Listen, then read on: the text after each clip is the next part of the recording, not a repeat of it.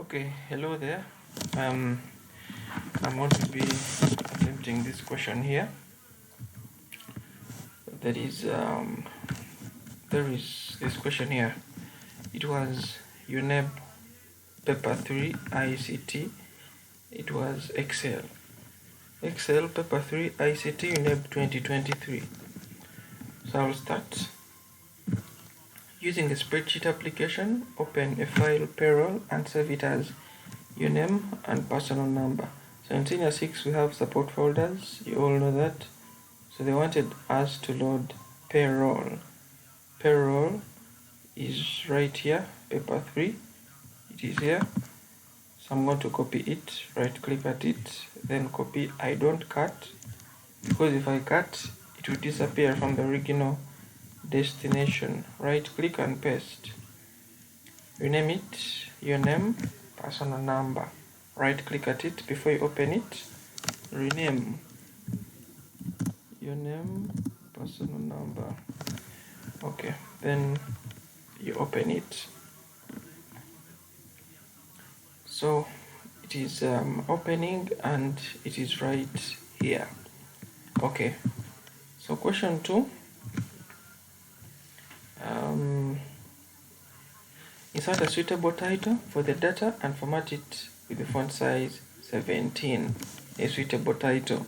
I think this is a payroll. Aero department. Anyway, it is a payroll. So if I want to start a suitable title, I'm going to right click at 1. And then, like I said, at 1. And then I go to insert. Whenever I'm inserting a title, I always merge and center it. Just highlight. Most of us have a tendency of doing this when highlighting. Now this is totally wrong because you're highlighting the entire row and it's going to keep on freezing your title away. So to avoid that, just highlight up to where your work ends, that is H. Then click at merge and center and type the title.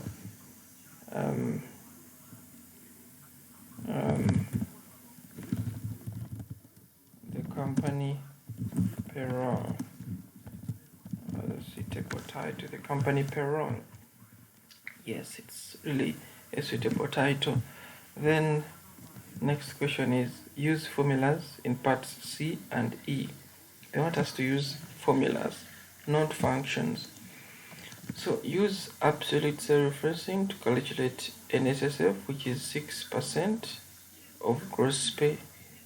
They want us to do NSSF, which is 6% of gross pay, and they want us to use absolute self-referencing. Absolute means locking of cells.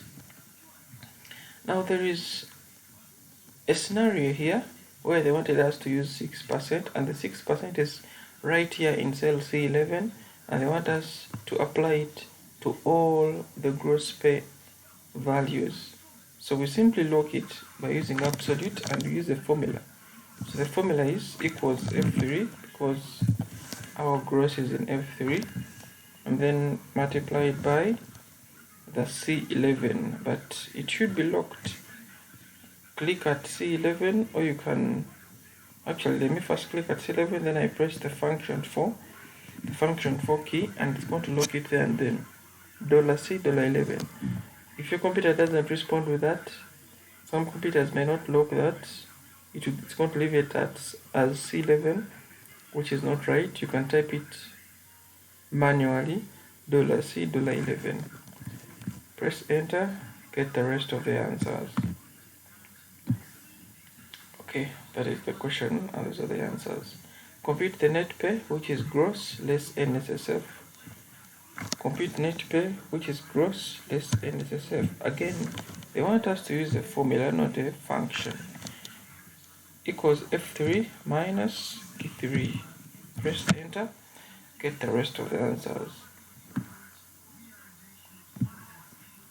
Okay, compute the highest net pay. The highest net pay. I can do it around here. Let me do it around here.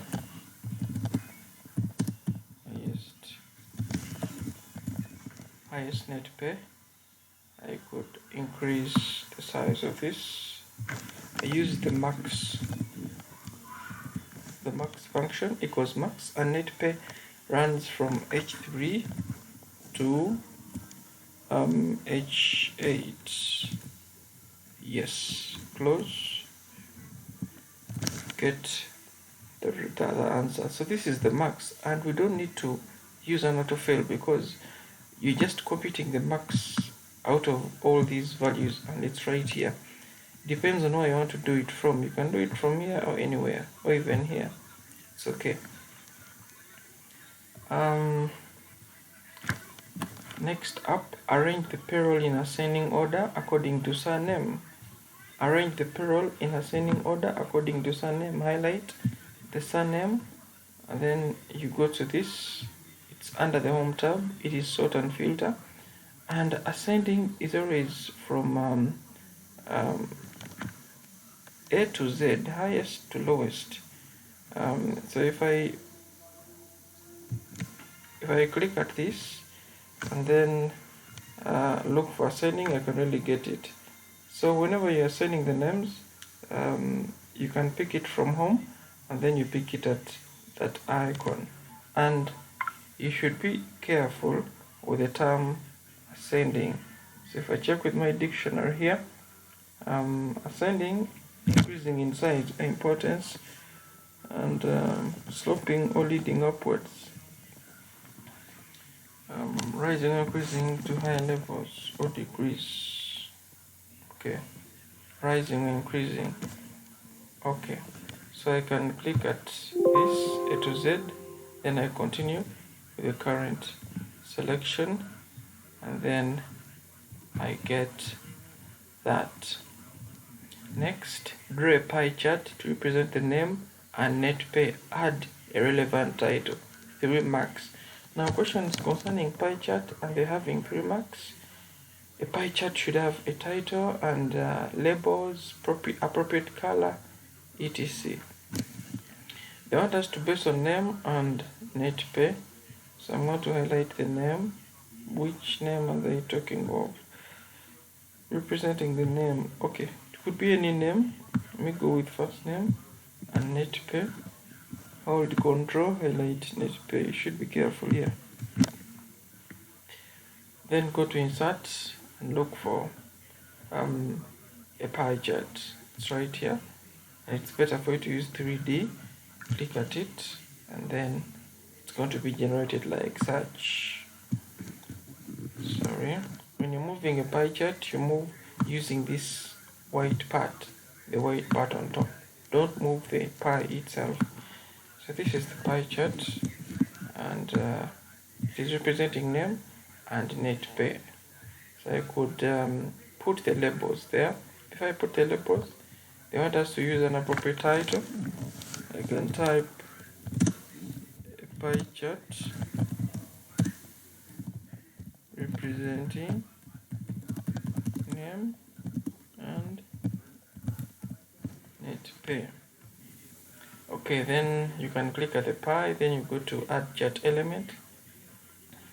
You put the data labels. Data labels are so important. You can put them inside or in the center, outside, best fit, but it's always okay to put them inside. That's the pie. That could earn you 3 marks. Add a relevant title, I've done that. Move the pie to its own sheet and name the sheet payroll chart. Right click at the pie. Move means cut, so look for cut instead of move, and then go to a different sheet, Ctrl V, paste it there. You can move this pie and put it in the center. Try to increase in the size of the pie to portray a really good image of your pie. So they're telling us to rename it payroll chart. If you want to rename a sheet, right click at the sheet, go to rename payroll chart. Okay, payroll chart. That's it. Format all figures with UGX currency. This is a very common question, and it is easily done like this. These are the figures. Highlight this. I can hold Control, then I also highlight that. I want to give them UGX, right click at what you've highlighted, go to format, and then look for currency. So currency is right here. Look for UGX. Drop down, then scroll to UGX. And looking for UGX, you get on currency. Okay, it's right here. Click at it, then go to OK. So they've been formatted to UGX, and whenever you encounter the hash, it means the column can't accommodate the figure. Just increase the size of the column, and boom, you'll see your figure. Set the page orientation to landscape, easily done by going to page layout, then orientation, select landscape. Okay, I think it was already in landscape. And add the footer as your name and personal number. Whenever you're adding footers here and headers, go to insert, click at text header, footer. I want a footer because the question is pushing me to footer, so I want to click at go to footer. I type a name, your name. So you type your name there and the personal number. Okay, so that is how I add a footer at my spreadsheet. Okay, so that was the last question. The last question was save and print your work. You could save your work. Whenever you're doing work, you save Ctrl S all the time, and whenever you're printing, we always talk of this. Under the printing options, there is the name of the printer. Be careful in the printer you're selecting in the room, and be careful of this as well. You always fit sheet on one page.